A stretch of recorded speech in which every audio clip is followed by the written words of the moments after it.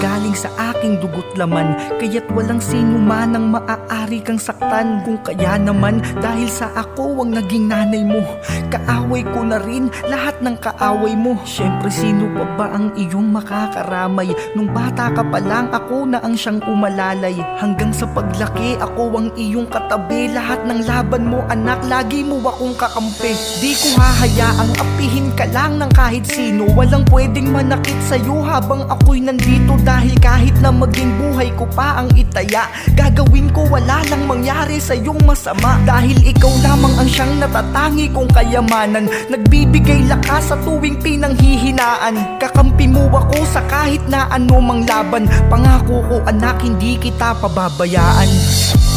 Hanggang sa huli anak,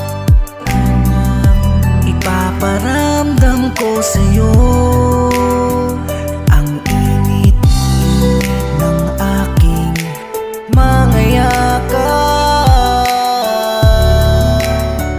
Hanggang sa huling sandali, hanggang sa isang araw ay meron kang nakaalitan. Yung gulo ng sitwasyon ay hindi ko na mapigilan. Ang tangi ko lamang nagawa sa iyo yumakap, upang hindi ka maggalaw ng taong humahawak. Sa'yo nabatid ko na may balak na masama. Nasa tabi mo lang ako, hindi ako mawawala. Ipagtatanggol kita kahit na siya ay armado. Hindi ako papayag na ika'y maargabyado. Subalit kay bilis ng sumunod na naganap. Yung higpit ng yakap ko sa'yo'y agarang lumuwag. Isang putok ng baril ang kanyang pinakawalan, na siyang dahilan ng pagbagsak ng aking katawan. Ngunit ang isang pang napakasakit ay isang malakas na pagputok ulit ng aking nadinig. Ika'y duguan na ding nakahandusay sa sahig. Yun ang huling kita ko sa'yo bago ang sunod na kalabit.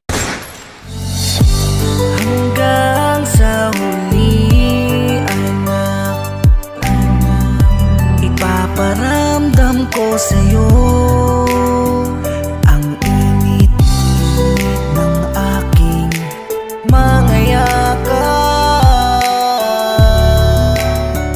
Hanggang sa huling sandali, mahayaang apihin ka lang ng kahit sino. Walang pwedeng manakit sa'yo habang ako'y nandito. Dahil kahit na maging buhay ko pa ang itaya, gagawin ko wala lang mangyari sa'yong masama. Dahil ikaw lamang ang siyang natatangi kong kayamanan, nagbibigay lakas sa tuwing pinanghihinaan. Kakampi mo ako sa kahit na anumang laban. Pangako ko anak, hindi kita pababayaan.